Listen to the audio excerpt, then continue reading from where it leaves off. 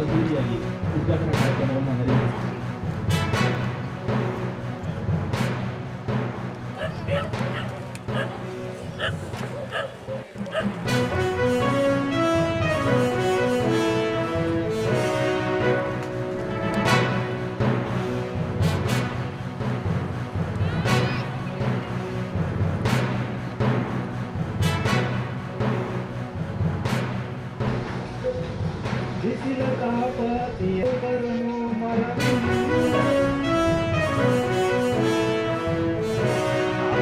ಶುರುವಾಯಿತು.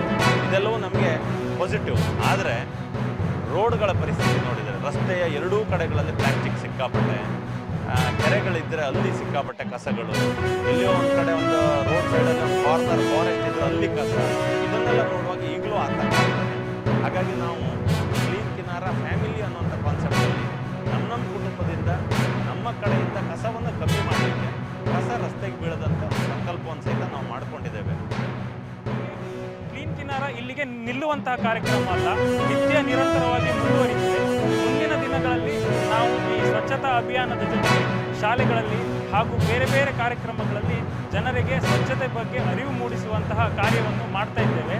ಈ 100ನೇ ವಾರದ ಸಂದರ್ಭದಲ್ಲಿ ನಾವು ಈ ಸ್ವಚ್ಛತಾ ಅಭಿಯಾನದ ಬೆನ್ನೆಲುಬು ಅಂತ ಹೇಳುವುದಂದರೆ ನಮ್ಮ ವಾಲಂಟಿಯರ್ಸ್, ನಮ್ಮ ಕಾರ್ಯಕರ್ತರು. ಅವರಿಲ್ಲ ಅಂತ ಹೇಳಿದರೆ 100 ವಾರಗಳನ್ನು ಮಾಡುವುದು ಅಷ್ಟು ಸುಲಭದ ಕೆಲಸವಲ್ಲ. ಅವರಿಗೆ ನಾನು ಧನ್ಯವಾದಗಳನ್ನು ಹೇಳ್ತೇನೆ.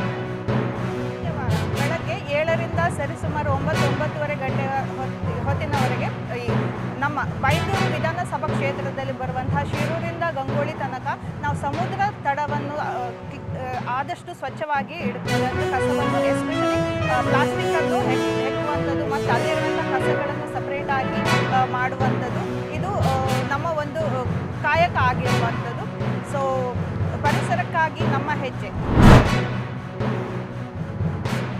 ಇಡೀ ಕರ್ನಾಟಕ ಪ್ರವಾಸ ಒಂದು ಯಕ್ಷ ನಾಯಕ, ಒಂದು ಬೇಡಕಣ್ಣ, ಇನ್ನೊಂದು ಸಾವುಕಾರ, ಚಾಮರಾಜ ಜಾತಿಯನ್ನು ಬಿಟ್ಟವರಲ್ಲ, ಆಗ ಜಾತಿ ವಾಲಿ ಧರ್ಮವನ್ನು ಬಿಟ್ಟವರು ಅಲ್ಲ, ಅವರು ಧರ್ಮಾಂಧರೂ ಆಗಿಲ್ಲ, ಧರ್ಮದ್ವೇಷಿಗಳು ಆಗಿಲ್ಲ.